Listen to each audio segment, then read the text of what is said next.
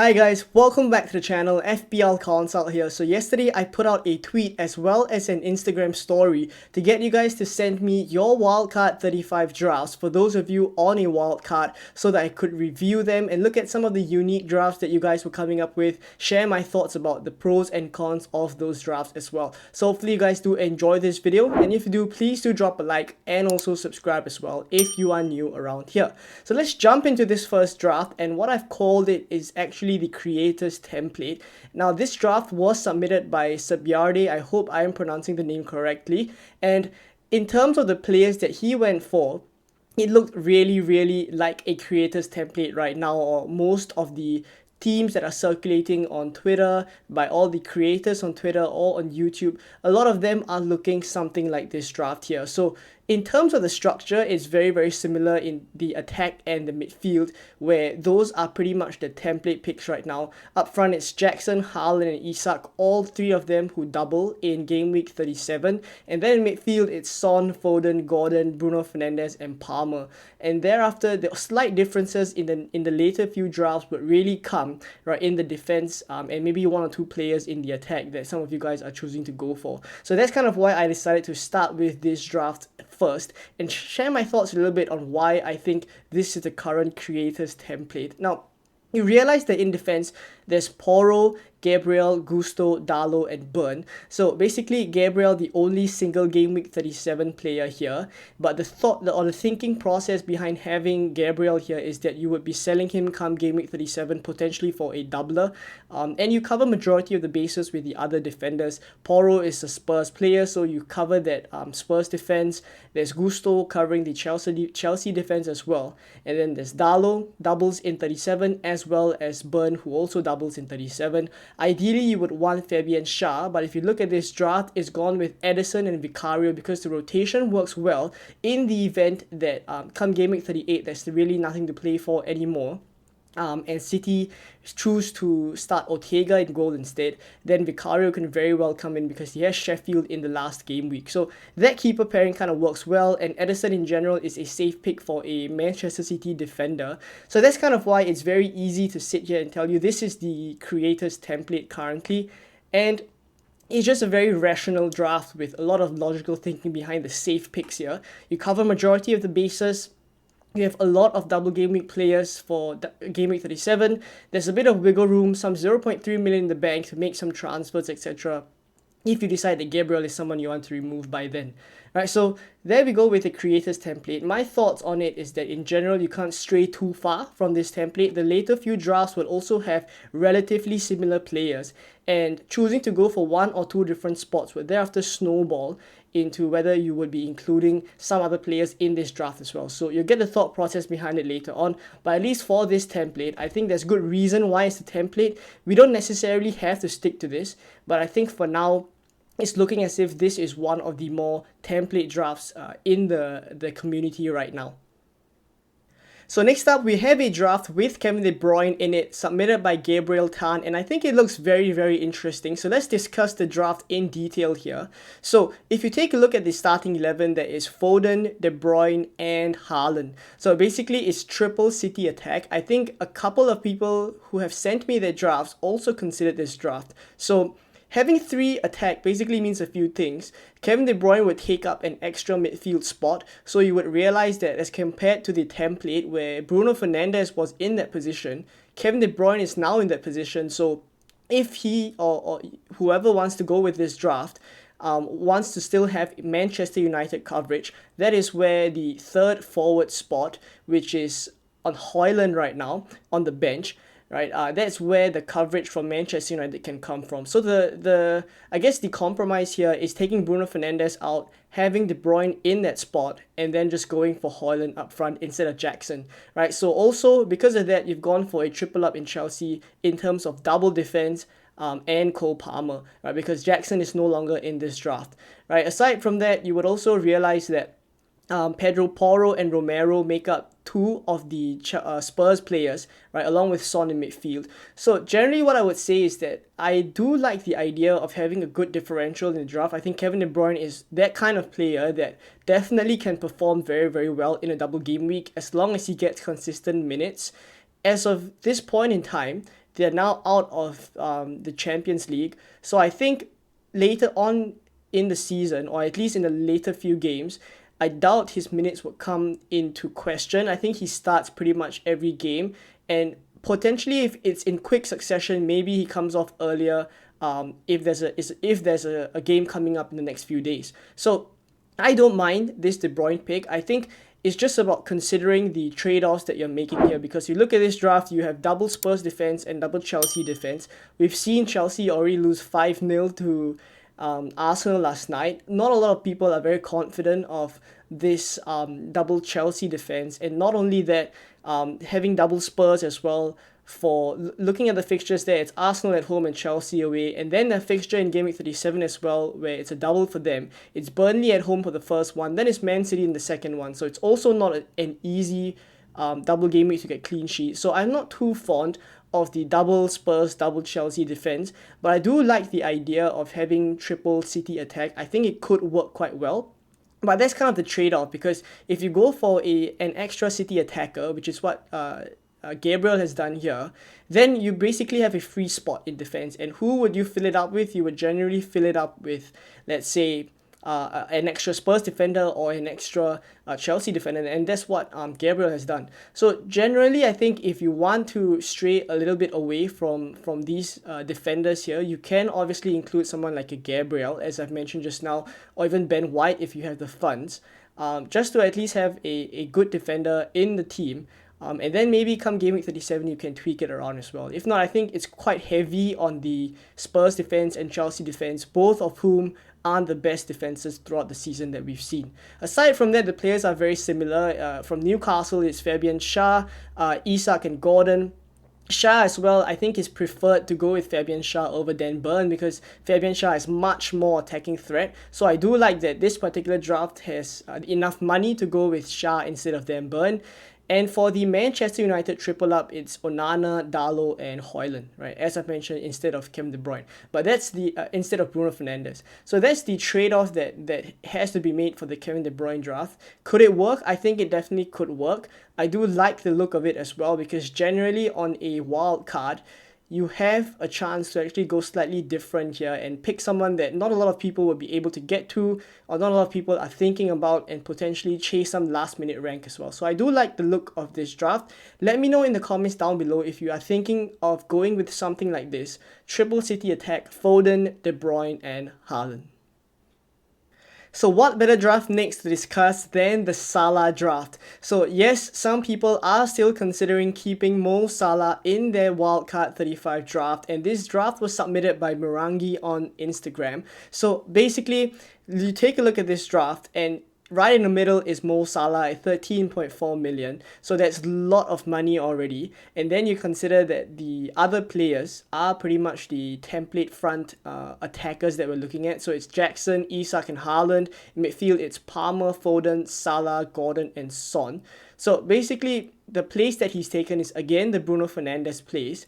And when you consider this draft, it has a lot of premiums. It has Salah, it has Son, it has Haaland. So something has to give. That's too much money in the attack already.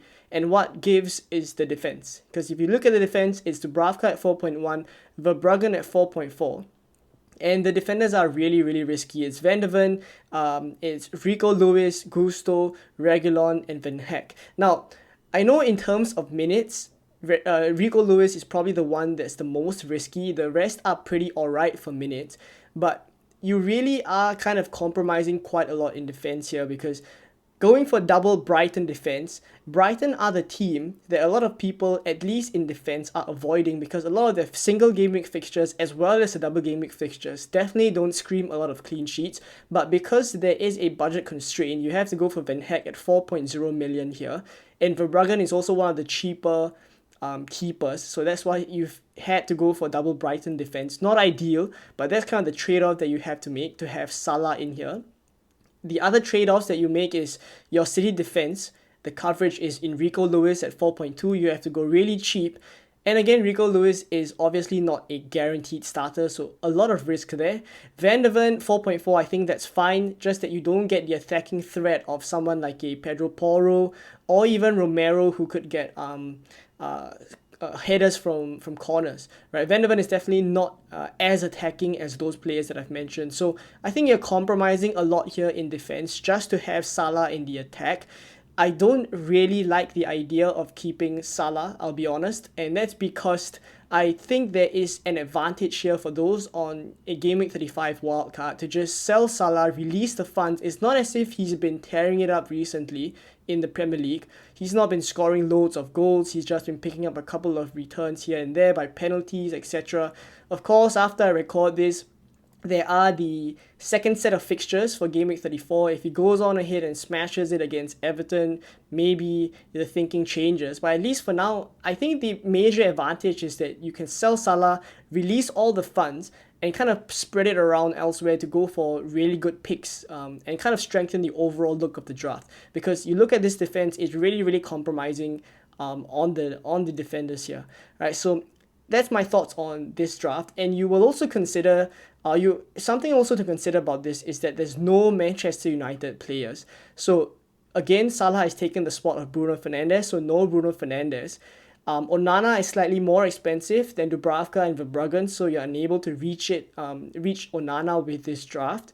And then Dalot as well is more than 5 million. So a lot of the defenders that you have to go for here are at least maximum 4.5 million, and that's Reguilon, right, and below. So Reguilon on top of that is a single game week player for 37. If you're setting up for the bench boost in 37, then I think that's not ideal as well. So I think the reason why I put this draft here is just to have a look at what it potentially could look like if you still want to include Salah, but then you have to be okay with the compromises that you're making elsewhere. So I would say that it's not the most balanced draft for sure, but I think that there are people out there who still want to go for Mo Salah, and if that's the case, you could try to just, with as much money as you have in the bank, try to upgrade some of those defensive picks, because the sub 5 million picks are not really ideal for this Game Week 35 wildcard. So let me know what you guys think of this draft and whether you are going for Mo Salah.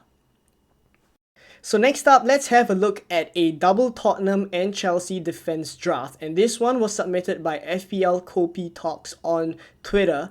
And I would say that in general, we already saw a double Tottenham and Chelsea defense draft with the Kevin De Bruyne draft, but this one is a slightly more template draft with the double Tottenham and double Chelsea defense. Now, already when you are setting up your wildcard in 35, there is a decision to be made when you are tripling up on the two teams with the most fixtures, which is Chelsea and Tottenham. The decision point is whether to go for double attack or double defense. I don't think anyone would be going for triple attack or triple defense from either of these teams. So really it's a question, where do you double up on? And doubling up on the defense, again, as I've mentioned, I don't feel very, very comfortable with it. The only issue with doubling up in attack instead is that there are a lot of attackers that are pretty good for Game Week 35. You kind of want to diversify your picks and go for one from every team. If you take a look at the template that I showed all the way at the start, the midfield five would generally be Foden, Gordon, Son, Palmer, and Fernandes, as with this draft here as well. And then up front, it could be Haaland, Højlund could be Jackson, and then Isak as well. So generally, when you take a look at the attackers, it's pretty set. So if you double up in attack with any of these teams, whether it's Spurs or Chelsea, you would be giving up one of those spots, right? So again, things to consider. But let's discuss this double Tottenham and Chelsea defense draft, because that is where FPL Copy Talks has decided to double up on for these two teams. So it's Gusto and Petrovic for the Chelsea defense, and it's also Van de Ven and Porro for the Tottenham defense. Aside from that, all the other picks in midfield are pretty standard. It's Gordon, Son, Palmer, Fernandes, and Foden. Up front, it's Haaland, Højlund, and Isak. Now, the reason why Højlund is there is because there is a spot freed up. The Nicholas Jackson spot is freed up because you go for double Chelsea defense. What it means is that you no longer need Jackson there, and you have a free spot for someone like a Højlund. So it's a comparison of whether, I guess it's the choice between the lesser of two evils, because both Højlund and Jackson have not been performing well at all. I think Højlund's role has kind of changed a bit as we've seen in the last few game weeks. He's no longer kind of the goal scorer, and maybe the finishers from the Manchester United team are slightly attuned to the wingers instead, right? It's not really Højlund that's the one getting at the end of chances. but you can choose to still include him. I think the fixtures are there, at least for the single game week fixtures for him in 35.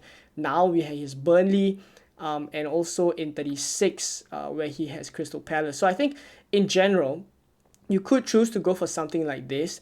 My only thoughts about it is that I really don't like the double Tottenham and Chelsea defense. That's just my thinking here. I would try as best as possible to go for double attack for Spurs as well as Chelsea. So I know that for Chelsea it's slightly easier because it's easier to justify going for Nicholas Jackson over Højlund. It's again very close, it's the lesser of two evils. You could very well have Jackson there and then you would free up a defensive spot and you would be with a single defender, just Gusto alone. So that's alright. For Spurs, I think it's a little bit trickier because if you choose to go for another midfielder, because forwards are not really an option for Spurs, then you would be going for someone like maybe Richarlison, maybe a Brennan Johnson, maybe Maddison as well. So there are a couple of options there, all within budget as well. They're not too expensive. But again, the issue with going for a pick like that is that he would be taking up an extra midfield spot. And again, the midfield spots are already very, very saturated with Gordon, Son, Palmer, Fernandes, and Foden being the standout picks. So I guess something has to give if you do go for double Spurs attack, right? So that's kind of thinking behind it. And I think that's why I guess, though it's not ideal, some people are still considering going for double Spurs attack, which I do understand as well. Now for the rest of the picks here, it's pretty much standard. Ederson here as the third player from Man City. So it's Ederson, Haaland and Foden triple up on Man City. For these Newcastle attackers, it's Gordon and Isak, and then Burn is on the bench because this draft isn't able to afford Fabian Schär. Right, so that's what I think about this draft. I think there are people out there definitely considering double Tottenham and Chelsea defense. I would try to stray away from it and at least double up on only one of these two teams. And the one with the better fixtures, I guess, in the grand scheme of things, is Chelsea. So maybe doubling up on Chelsea could be the way forward in defense, and thereafter you go for a Spurs double up in attack instead. So that's my thoughts in general. Let me know what you think about this draft, and let's move on to the next one. So now we're going to have a look at the most submitted draft by you guys, and basically this is the draft that I received the most. Out of all the submissions that I had, there was over 50 drafts that were sent to me. So thank you all of you guys for being so helpful. And this one was submitted by Taylor Rudkin. And basically the number of drafts that were exactly these same 15 players that were sent me, I think was close to 20%. So I guess this is you guys' template. I guess this is your preferred draft at the moment. And I think there's good reason for it. It differs slightly. Not a lot, but it differs slightly from the creators template that I showed earlier on in the video, the first draft. And it's really in defense where it's gone different. Ignore the captaincy. I think Taylor just hasn't set the captaincy right yet. It's on Gordon for now. I would think that he would put it on a double game week player come the time game week 35 comes around. But again, going back to the point, I think the real differences is in defense. So in defense, or I guess I would talk about the 5 defenders and the 2 goalkeepers together. What I would say is that the difference is really only a couple of players. Instead of going for Gabriel, which we saw in the creators draft, add a bit of balance and kind of strengthen the defense a little bit, because the Arsenal defense just looks so good at the moment. It could be quite dangerous to go without any Arsenal coverage. But what this draft has done is just gone all out with double game week players who double in 37. Not even going for any Arsenal players here. So in that spot, they've gone for Vardiol. Right, so going for Vardiol as the defender here also means that you free up your keeper pairing. You don't have to go for Ederson in goal. You can go for Onana. And then the other defenders are Dalot, Porro, Gusto, and Fabian Schär. Fabian Schär, you're able to reach him because you don't have Ederson right now. Vardiol plus Onana is definitely cheaper than Ederson and Gabriel as compared to the creators draft that I showed at the start. So there we go with the thinking of this draft. It's really not too dissimilar from the template. It's just a question of the combinations that you're going for, which I think is the major decision on a Game Week 35 wildcard. What are the combinations that you would go for? Because in general, the picks are kind of made for you already. There's only a couple of teams that double. That's already helped you to narrow down the picks.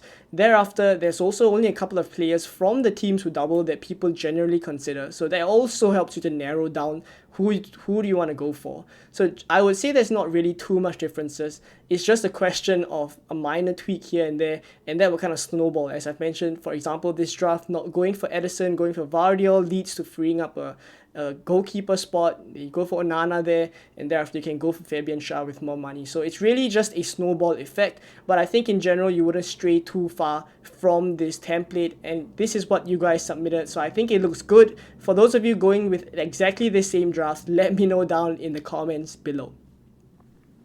Now, this is the final draft that we're going to discuss, and initially I did not want to include this draft. I only had 5 drafts in mind, which is the ones that we discussed earlier, and those were submitted by you guys. But after looking at the result yesterday, where Arsenal won Chelsea 5-0, I think there are a number of people who are thinking about having triple Arsenal in your draft. Some of you guys are really thinking that you prefer going for a team that is chasing the title and also performing really well this season, whether it's in attack or defense, right? Arsenal have been an elite team this season. You don't want to go without them on your draft, even though you are wildcarding, and maybe even if you are bench boosting, you still want to go for that. Then I've put together a draft very quickly on this screen right now, and I've included the 3 Arsenal players that I think I would go for at this point in time. So it's Ben White, Gabriel, and Havertz. I've chosen to go for Havertz instead of Saka, which may not be the popular option. I think some of you guys may still turn to Saka for penalties, but I think the positions that Havertz takes up is really promising. I think he's just right there in the middle, in the penalty box. He's always the furthest forward. And the supply for him is just really good. Whether it comes from Saka or Odegaard, he will definitely get chances. And that's what I like about Havertz. And recently, his form has been pretty good. So if I'm to go for an Arsenal attacker, it would be Havertz. And I would definitely choose to go for 2 defenders from Arsenal instead of going for 2 attackers from Arsenal on the Gameweek 35 wildcard. Because I already mentioned the midfield spots have so many options. Already you're choosing to go for Arsenal players. I would rather double up on their defense so that I free up midfield spots for the other template picks on a Gameweek 35 wildcard like Foden, Son, Fernandes, Palmer, etc. Right, so going for these 3 Arsenal players who are pretty expensive, by the way, like Havertz at 7.4, but White and Gabriel are very expensive. 5.4 and 6 for defenders it's a lot of money. So there are a couple of compromises that have had to be made, and that is where I've sold Nicholas Jackson for João Pedro just to free up some money there. I think Nicholas Jackson is 6.8 million. I've dropped him down to João Pedro for 5.2. João Pedro in his own right is a really good asset to have, and that's why I think that's not too much of a compromise. Aside from that, the other attackers are pretty much the same. And then as for the other defenders, I have Fabian Schär still, Gusto and Vardiol to cover the Manchester City defense. For Dubravka, I've also chosen him because if I'm not going to go for Anthony Gordon in midfield, which I've omitted here, then I would try to go for double Newcastle defense because the fixtures are still very good from at least a defensive standpoint, and I think of late they have looked a bit better in defense. So Dubravka here helps to cover and just fill up 3 Newcastle players, and then there's no space for a Spurs defender, and again I would at least have 1 Spurs defender because they have the most fixtures along with Chelsea for the remainder of the season, and that is where Vicario comes in. So that's the thinking behind this Arsenal draft that I very quickly put together after the 5-0 loss for Chelsea.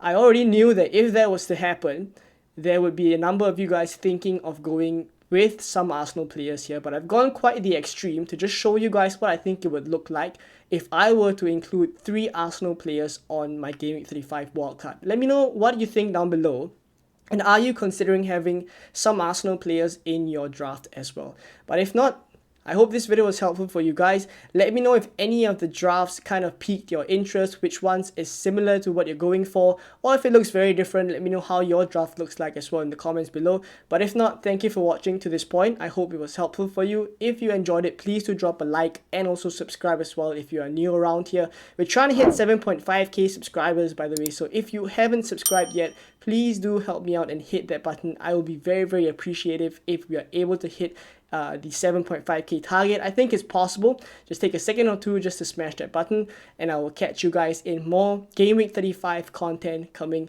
very soon. Bye bye.